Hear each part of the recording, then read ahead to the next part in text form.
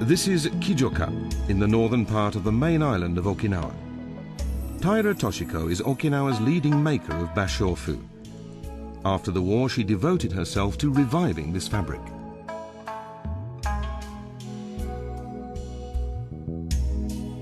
Bashofu was once widespread throughout the Ryukyu Islands.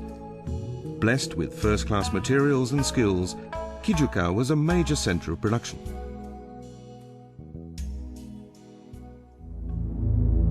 In the war, Okinawa Prefecture was the only part of Japan where land battles took place. The destruction was terrible. Bashofu production came to a complete halt, and even after the war ended, it didn't resume for quite some time.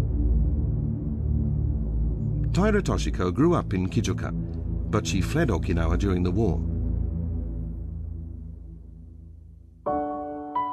It was the president of a textile company who encouraged her to take a fresh look at bashofu. Ohara Soichiro had a fine eye for fabrics, and he asked Taira to revive the bashofu tradition.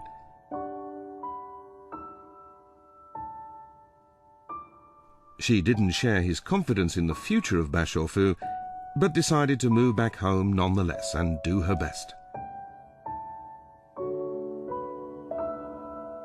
He said he wanted to protect Okinawan textiles. He had been very good to me, so naturally I wanted to do something for him in return. But she was in for a shock. All the Ito basho plants had been destroyed because the occupying authorities claimed they posed a threat of malaria. So Taira had to start from scratch by cultivating her own plants. At first she worked hard to nurture just a few shoots, adding fertilizer and tilling the soil, at the same time as raising a family.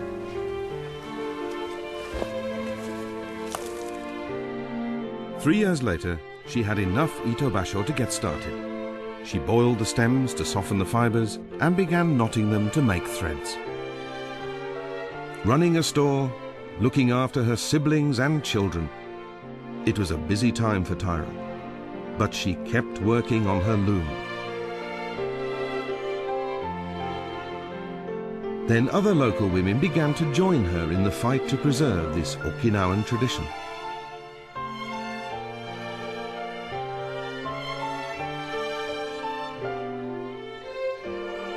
And finally their devotion was rewarded.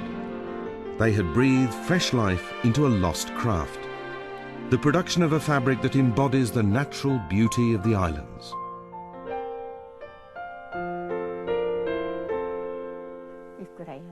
I'm never satisfied. I can't say I'm ever really satisfied. I want to make more and more. I want to make something I feel completely happy with.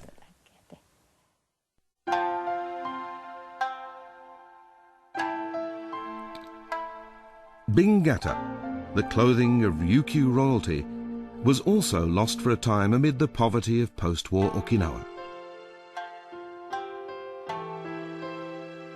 The man who revived that tradition was Shiroma Eiki, 14th in a line of Bingata craftsmen dating right back to the days of the Ryukyu kingdom. His workshop was in Shuri, which was hit hard during the war. The town was razed, and Shiroma lost everything, including his tools and fabrics. His son Eijun tells of his father's struggle to revive the business. My father collected garbage from the US Army. Also some lipstick, with just a little left inside the metal tube. But if you poked it out, you could get about a centimeter. That's what he used to color the fabric. This is the first bingata his father made after the war. For cloth, he unraveled bags that contained rice and beans. For stencils, he used maps he found in Japanese army trenches. And to spread the starch, he used pieces of old records he found in garbage dumps. Empty cartridges he found on the road became nozzles for the starch bags. He used anything he could lay hands on in his single-minded pursuit of one objective: saving Okinawan culture. It was this determination that kept Bingata alive. Bingata, what could be more Okinawan? Today, Shiroma's legacy is upheld by many Bingata craftsmen. They recall a man who devoted his life to an Okinawan craft at a time of extreme poverty.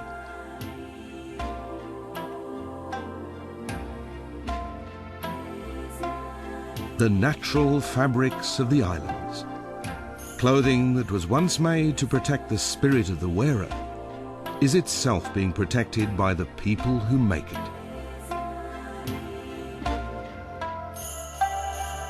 For a time, some aspects of Okinawan culture were in danger of extinction.